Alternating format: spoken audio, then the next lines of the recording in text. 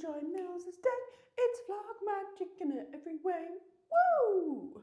So today we have people from the family turning up. So Christmas is officially about to start. So we're heading to the shops to get some food in, just some bits and bobs that we need for people arriving. And I've got some books to show you today as well. I had a delivery yesterday, but it was so late that it came. I didn't end up getting to film it yesterday from Harper. So I got some proofs for next year from them. I'll also be putting the proofs on my TikTok, so you can see them either on here, or if you're more of a TikTok watcher, you'll probably see them over the next couple of days on TikTok. I read about 100 pages of Fairy Tale last night. It's really weird. It is odd. She has a father who's passed away, or so you think, because he kind of came back to life and he kind of didn't. And she has to go to this place called Fairydale to get her inheritance. And when she gets to a place called Fairydale, everything's just a little bit weird and a little bit strange. It did make my heart race a little bit, but not too scary yet. However, the first scene looks like a lot of non-con happens at some point. So it's kind of a flash forward. And that's the bit I'm a little bit worried about. We know I'm not a non-con reader. I avoid non-con like the plague. So I'm a little bit scared to that. But I will show you some books later because we're off to these shops. Hey, so I have been delivered a pile of proofs from HarperCollins. Yay! So I also got War of Wyverns, but I've already, or Withens? I'm not sure how you say that one, but I've already read that one, so I just thought I'll not bring that one down. So I'll try and go through these in order of when they're coming out. So firstly, I am super excited for this one. So this is Catch Her If You Can by Tessa Bailey. It comes out on the 29th of January. It's part of Avon, which is part of HarperCollins. Obviously, we know my obsession with this series. The Picture Perfect one, which was the fourth book in the series, was my absolute favourite. So, Catch Her If You Can. Is there a little synopsis somewhere? That's the thing with these. I never know where the synopsis is going to be, or do we not get one? Oh, I don't think we do. I'm wondering if this carries on from the series or if this is a new one. It doesn't say. Burlesque Baseball Betrothal. It does not say. But it does have that sprayed edge that the previous one had. But that's all you're getting on it. That is all we're getting on it because I cannot find a synopsis anywhere, which is crazy. Normally they come inside the book, but this one, I don't think it has one. Exciting. Well, I'll look it up at some point and can tell you all about it. But we do not have one with this. So that one's coming out in January. We also have Every Lifetime After by Jennifer Ross. This is HQ again, part of Harper. This one also comes out in January. Does this one have a synopsis? Yes. Claudia is searching for her past. Grieving and isolated amidst the glamour of Hollywood, A-list star Claudia Baxter is desperate for an escape. But when she chooses the Yorkshire estate of Doverley as home to her next project, an epic romance set in the throes of war, Claudia is astonished to find herself slipping into the story, into the life of the heroine, into time. Iris can't unsee her future. Radio operative Iris Winterton sits in the grounds of Doverley on a moonless night, watching planes fly to Europe. Her stare is fixed on one plane in particular. Inside is the man she has loved since childhood. But Iris already knows that this time he's not going to come back. And will she be the reason why? Together, can they complete the story? Oh, I love things like that, where you're getting the two characters in different timelines. So Claudia's set in 2018, which is amazing, because I understand 2018, but I love the historical time. Iris is set in 1943, so obviously during the Second World War, I think. Try to do the maths there. But yeah, very excited. I think that's gonna be really good. That's coming out in January as well. That's quite a big proof. So I wonder if that's gonna be a hardback.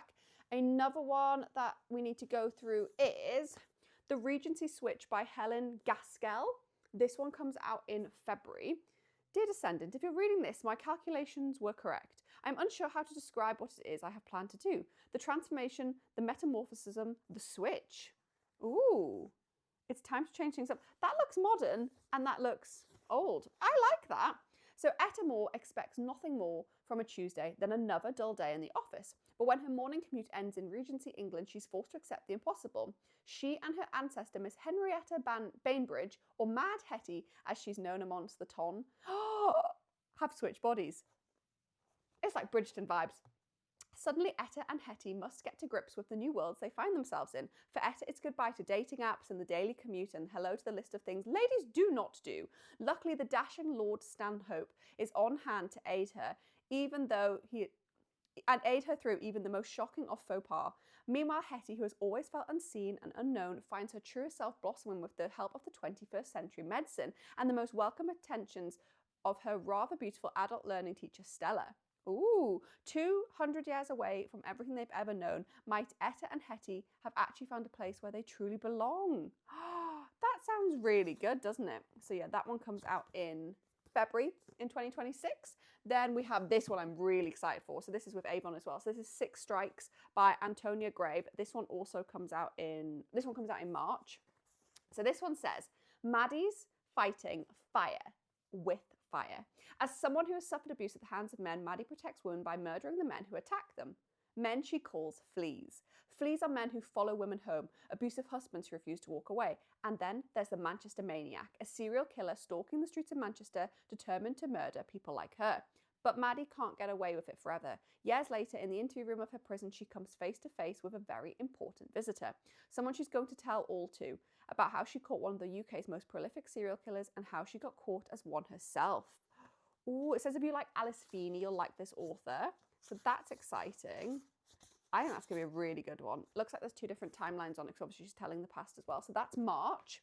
Then we have Honey by Imani Thompson.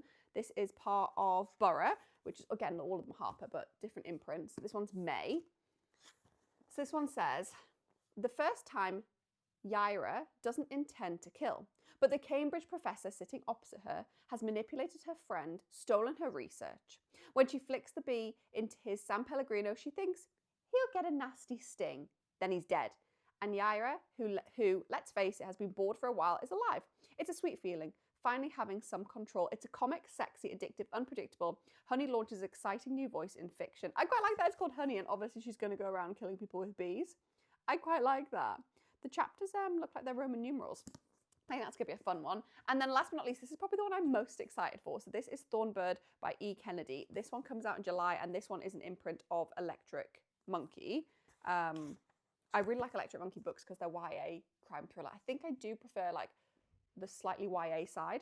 So it says, Ryan Shipley's dad is a serial killer, a psychopath, a monster who refuses to reveal the whereabouts of his victims. A decade ago, 17-year-old Ryan left behind her home, her name, and everything she knew to carve out a new life. But now she's back, and the past won't stay buried. So it says the first addictive YA thriller from L. Kennedy. It is L. Kennedy. It's L. Kennedy, who wrote the Off-Campus series. Oh, this is going top of the TBR to read. I love L. Kennedy. So her writing a YA crime thriller, well, I did look at the picture at the front and think, that looks like the L. Kennedy. But then I was like, well, this is crime thriller. It's YA. It can't possibly be the L. Kennedy. Only she can set them free. So yeah, that is my little pile of proofs that I got from Harper. So thanks, guys. And hopefully if there's any of these you want on your list, you're now a little bit more aware of them. But I'm going to have to look up Catcher if you can and see if it's related to the series.